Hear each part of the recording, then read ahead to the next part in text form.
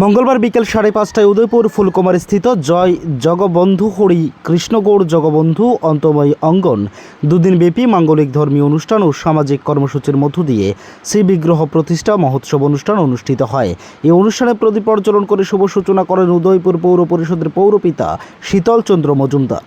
এছাড়া অন্যান্যদের মধ্যে উপস্থিত ছিলেন মাতাবাড়ি পঞ্চায়েত সমিতির চেয়ারম্যান সুজন সেন, পূর্ব কুঞ্জনবন এলাকার প্রধান লক্ষ্মীশীল সাহা বিশালগড়, প্রভু জগবন্ধু আশ্রমের সম্পাদক মিঠুন রায়, শিক্ষা বিষয়ক স্থায়ী কমিটির চেয়ারম্যান শুক্লা মজুমদার, কৃষ্ণনগর জগবন্ধু অন্তময় অঙ্গনের অধ্যক্ষ কিশোর বন্ধু ব্রহ্মচারী, মিলনীয় লোকনাথ বাবা আশ্রমের অধ্যক্ষ শ্রীমৎ বিশুদানন্দ দাস বাবাজি, সমাজসেবী দিলীপ দাস সহ আর অনেকেই এই ধর্মীয় অনুষ্ঠানে উদয়পুর পৌর পরিষদের পৌরপিতা শীতল চন্দ্র মজুমদার বক্তব্য রাখতে গিয়ে বলেন, সনাতন ধর্ম বিকাশের জন্য আজকের দিনে সারা ভারতে নয়, শুধু সনাতন ধর্মে বিশ্বাসী যে সকল লোক ভারতের বাইরে রয়েছে তারাও এই সনাতন ধর্মকে এগিয়ে নিয়ে যাওয়ার জন্য সুযোগ সুবিধা মতো কাজ করে যাচ্ছেন।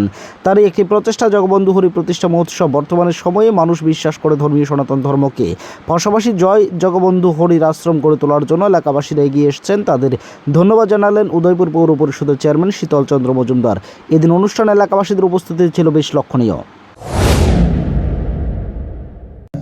অনেকটা বিলম্বে শুরু হয়েছে, সেই কারণে খুব বেশি বলার আমাদের সুযোগ নেই।